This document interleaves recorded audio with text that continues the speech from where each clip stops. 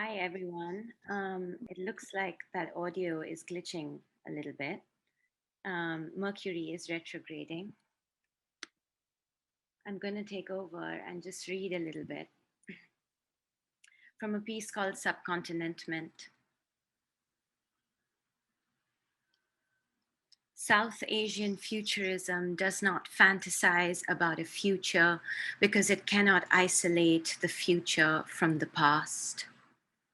It fantasizes about a life in between. It wishes to grab language by its horns, grab the English language by its horns, and wring it off its yeses and nos and everythings and nothings and hang it out to dry in the equatorial sun in the middle of infinity. Its locus is entangled. Material and spiritual, subliminal and subversive and submissive at once. Bipolar. South Asian futurism is a witness to the ash warmth of the morning when the newspapers have smacked the ironclad gates and a few are lost in trees or transit.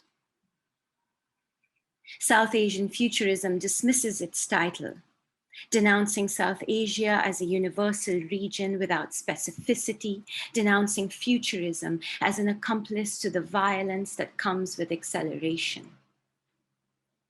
South Asian futurism would like to call itself subcontinentment, a skewed portmanteau of subcontinent and contentment. An idealistic futurism that is scientific but does not believe in science as a solution.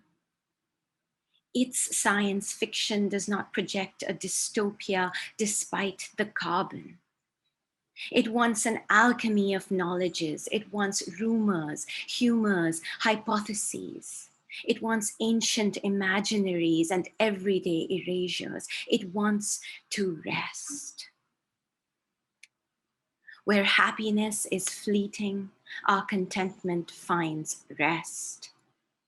Not rest like stillness, but the kind of rest in music, a held pause, an interval with the pedal down.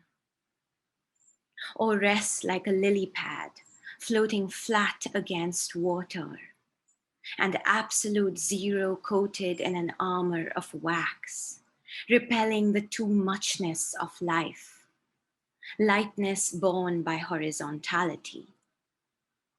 We are the poetry of brown bodies.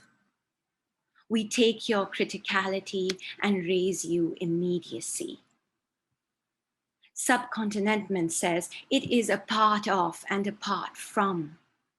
Subcontinentment says we are one body that is killed over and over again if we are not cautious. The specter of freedom in a world which cannot be reversed but reprinted in the form of 2,000 rupee notes. Purple hearts dreaming of life on Mars where money will be cosmic and Gandhi will look through lotus-colored glasses and see temples built on tombs. Palimpsests of pulverizing precarity. Praying to the gods of geometry, their indeterminate equations, to the reflection of light by the moon, to suspension, apparition, gravitation, levitation, indirect vision. Subcontinentment swerves through space. It aspires, transpires, desiring first of all an understanding of labor. Love lost to slavery. Subcontinentment is retrospective, but it is not repair. It does not revisit its indentured past, but it does not try to escape it, imitate it, sublimate it. Subcontinentment is an oath. We matter. It is a reinterpretation, a limited vocabulary with infinite combinations, like a place without a perimeter. We are anti-directional, anti-event. Our days are counted, but our time will not run out. Subcontinentment is replenishment. Subcontinentment, like the age-old saying, remember the future. The chuckles that sentence gets every time, even in the mirror universe where time unfolds another way, countering memory or avant-garde delay. We are opposite like that. We are ours. We are kinetic. We are still. We are non-violent. We are complicit and cinematic. We are not a unified we, but inclined toward a collectivity, autonomous and fugitive. Subcontinentment emphasizes interdependence over individualism, speculation over spectacle. We, the South Asian futurists, now the subcontinent mentalists, petition from the equator for new meridians. We wait for the classical collapse of capital from the nucleus of a bat's being. We are tarnished by the corrosion of materialism. We pass, forage, name again. We claim an ethics of belonging, an aesthetics of not. Subcontinentment is a reclamation, enthusiasm reconfigured, the mobilization of positivity. Subcontinentment is always already smiling. Subcontinentment believes that happiness is not related to goodness, but neither is related to enhancement.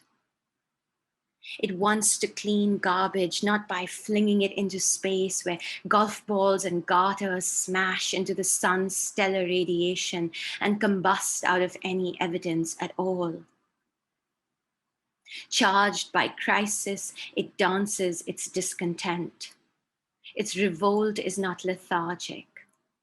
It emerges hardened with dust. When it freezes, it releases heat. It is not fatigued by the alien antibodies that move through it. We, the subcontinent mentalists, align ourselves with the Afrofuturists, Sino-futurists, Ethno-futurists, indigenous futurists. All the intergalactic dreaming, our retro foresight, the boomeranging to the moon, the salt desert like a blank slate of ice, the alienation of extraterrestriality. Subcontinentment is anti-extinction. It proposes radical survival, to be as it is. Subcontinentment looks up toward the Arctic, where maybe the Vedas found home in the low sun and the early moon, and maybe not. Subcontinentment looks downward toward the Antarctic, with whom it shared edges and borders way back when in Pangaea. It finds common fossils, one of them an embossed ficus religiosa. It finds mica, which shimmers like something far and rare. Subcontinentment says, go there, huddle close together, against the wind. Pleasure, even at the end. Thank you.